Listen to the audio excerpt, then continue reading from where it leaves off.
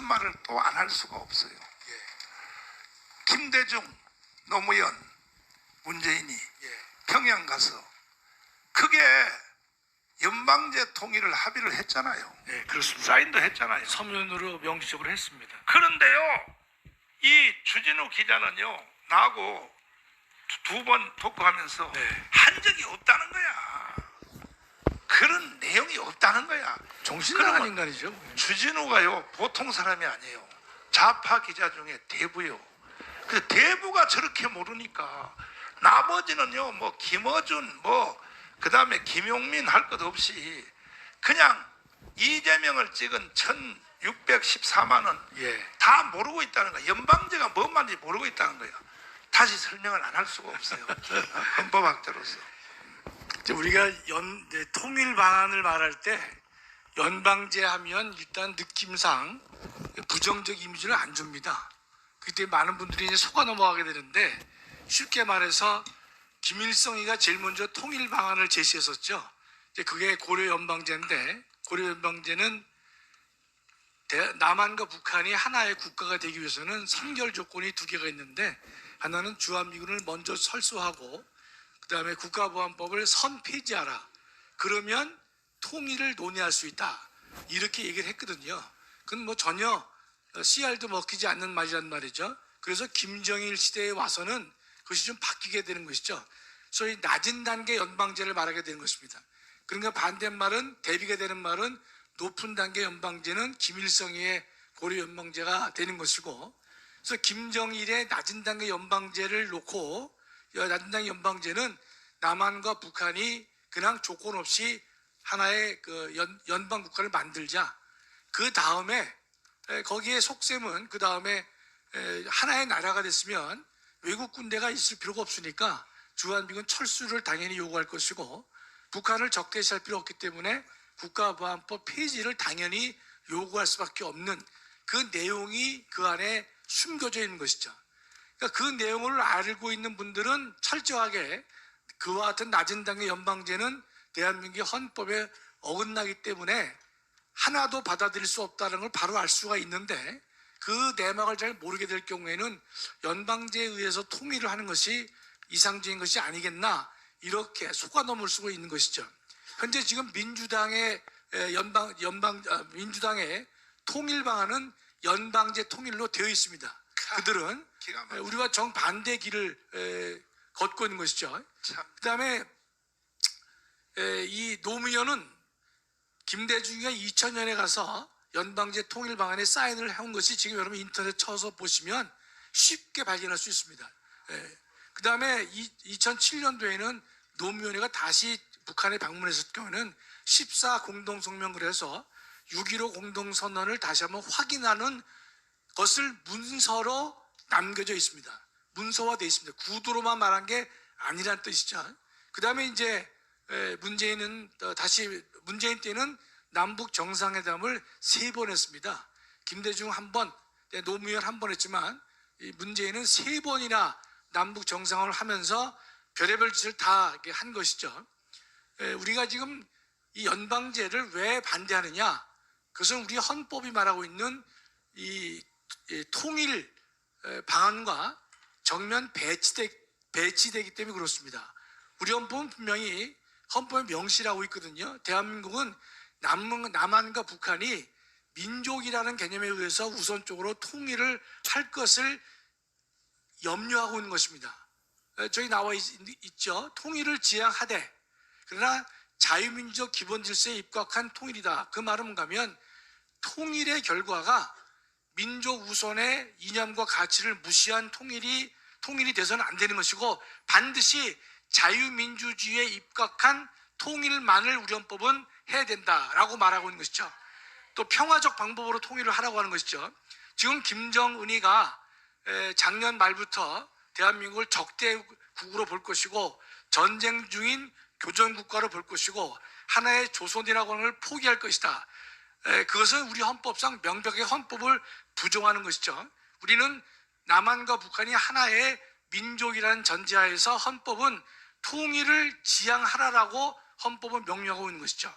두 번째로는 남한과 북한은 통일을 하되 평화적 방법으로 하라 이런 뜻인데, 지금 김정은의 주장은 뭐 정의의 전쟁이다, 전쟁에 의해서 남한을 평정할 것이다. 그럴 경우에 얼마 전에 윤미향이가 주관한 토론에서 김광수라는 인간이 하는 말이, 북한의 전쟁은 정의의 전쟁이고 그와 같은 전쟁을 우리는 수용해야 될 것이다.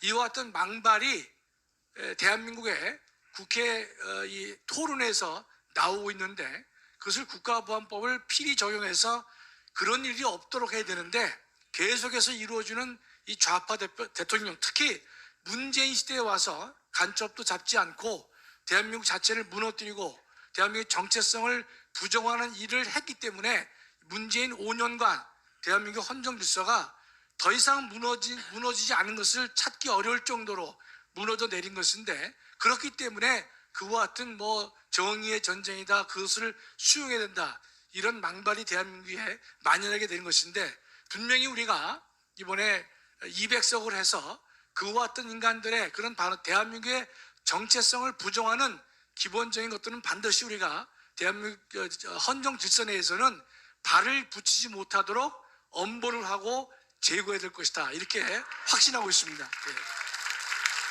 마지막으로 네. 왜 그 좌파 쪽에 있는 지도자, 예를 들면 뭐 이재명, 또 그다음에 그 사람들은 그 주위에 있는 사람들이 다 죽어요. 죽습니다. 예. 그 어떤 놈이 죽이는 거예요? 제가 체크를 저도 잘 모르겠는데요. 이재명 주변에 있는 인간들이 보통 5명 죽었죠. 그 중에서도 가장 기억 남는 분이 뭐 김문수 씨도 지금 자살을 했는데, 제일 우리가 눈여겨볼 대목이, 다 아시다시피 이재명의 도지사 시절에 비서실장을 한 사람이 자신이 스스로 목숨을 끊으면서 남긴 말이 있습니다.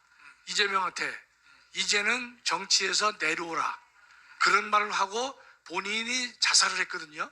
참 그걸 보면 참 대한민국이, 우리 뭐 애국 우리 교우들은 다 알고 계시지만은, 또 느끼고 있지만은, 이재명 같은 인간이 문재인이 끝나면 나라가 밝아질 줄 알았는데, 더 악독하다고 볼 수 있는 이 이재명이가 등장해가지고 자신의 정치 세력을 다 구축하고, 이전에 문재인이가 중심을 했던 전대협 사람들을 내치고 자신을 갖다가 개딸들로 중심이 되어 있는 한 총련으로 자기 나름대로의 세대 교체를 하면서 친북 성향이 매우 강한 인간들, 과거에 미문화원 방화 사건을 갖다가 자신의 큰 업적으로 여기는 그러한 인간들을 중심으로 해가지고 새롭게 재편해서 이재명 중심으로 나가보자, 이제 그런 식의 일을 지금 현재 하고 있는 거 아니겠습니까?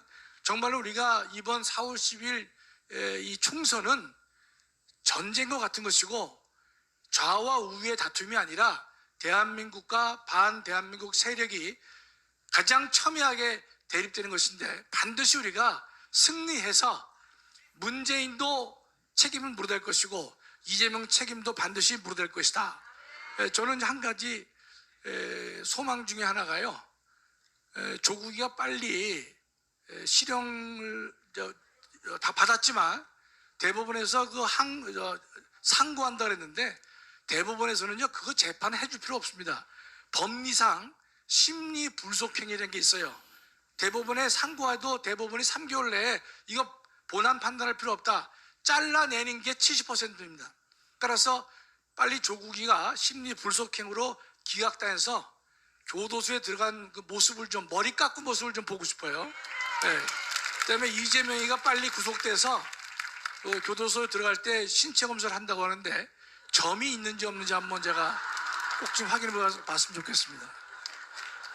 그 점이 있는지는 김부선을 데리고 가야 확인하죠.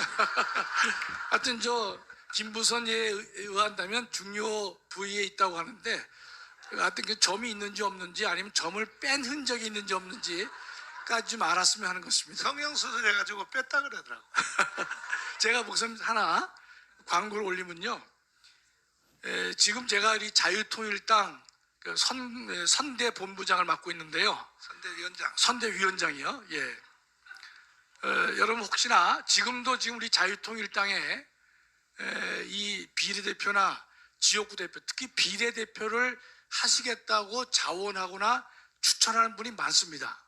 많이 있는데, 그러나 우리가 목사님 말씀대로 이번에는 반드시 국회에 입성하는 것은 당연한 것이고, 얼마만큼의 성과를 낼 것이냐, 이제 그것이 관건인 것인데, 혹시 이 방송을 듣는 모든 분들 중에서는요, 본인이 예컨대 비례대표를 나가기를 원하는 분이 있거나, 또는 추천할 만한 사람이 있으면 저한테 추천을 해주시면 고맙겠습니다.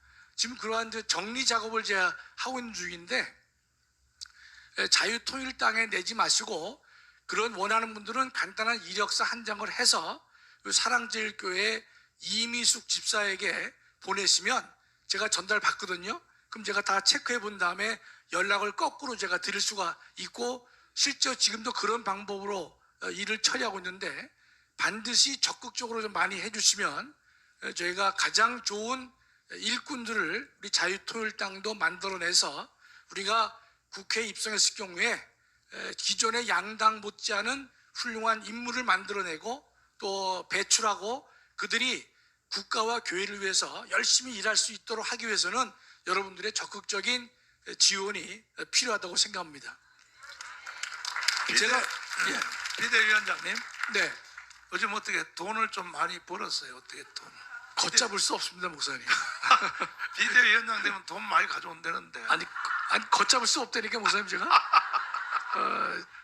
그런데 하여튼 제가 이제 이 전화번호를 공개 안 하는 이유는요, 이런 분도 있어요. 뭐 저한테 어떻게 알고서 이력서를 내신 분도 있는데, 제가 볼 때는 본인 스스로가 나는 자격이 없는 사람이라고 알 터인데도 불구하고 이력을 보내는 분이 많이 있어요. 그래서 그건 좀 자제해 주시고, 본인이 가장 잘 알 거 아니에요.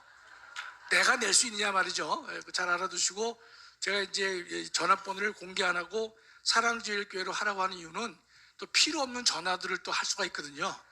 제가 걱정되는 것은 여성분들이 전화를 할까봐 제가 상당히 걱정을 하고 있습니다. 이게 여자들이 보는 눈이 있어가지고. 박연미가 따라다녀서 안 돼. 박연미의 눈이 얼마나 예리한데, 박연미. 자, 박수하겠습니다. 황준선 장군님 나오십시오. 장군님 나오셔서 이 나라가 도대체가 어디로 가려고 하는지,